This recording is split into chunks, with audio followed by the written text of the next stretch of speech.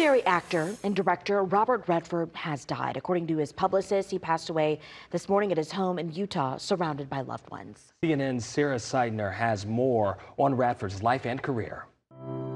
Hollywood legend and leading man Robert Redford had many roles in front of the camera as well as behind it.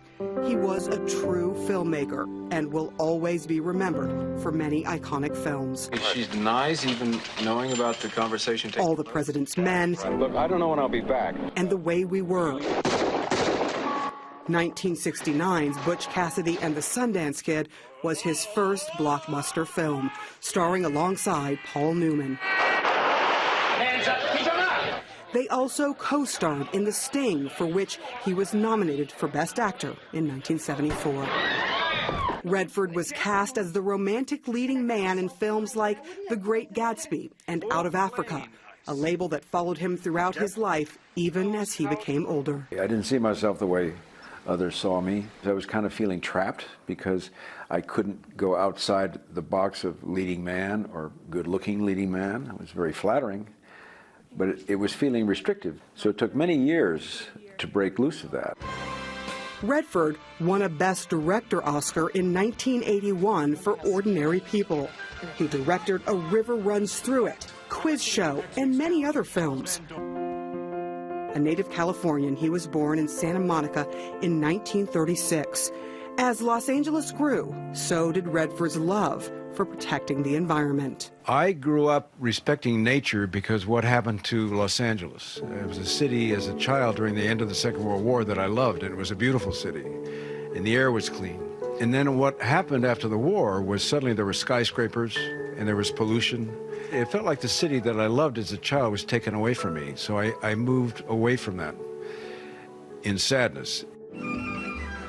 Redford moved to New York City to pursue an acting career on Broadway in the late 1950s. His big breakout role there was in Neil Simon's Barefoot in the Park, a role he would later reprise on the big screen with co-star Jane Fonda.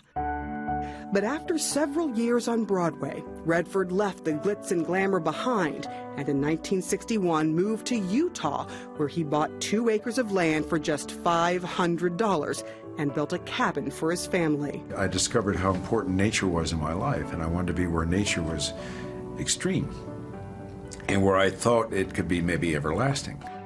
An avid environmentalist, he bought more land over the years in Park City, Utah, and turned it into the Sundance Institute in 1981, a nonprofit dedicated to independent filmmakers. And 4 years later, started the Sundance Film Festival to showcase their work. Once the press came, then fashion came. And when fashion came, the paparazzi came.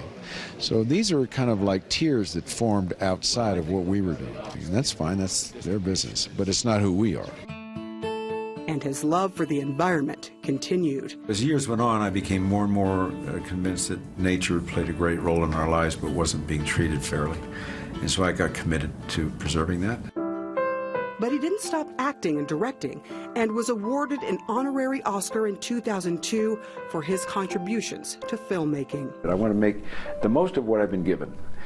And you keep pushing yourself forward, you try new things, and that's invigorating. I guess I found out that rather than retiring, that just feels better. Just keep moving as long as you can keep moving.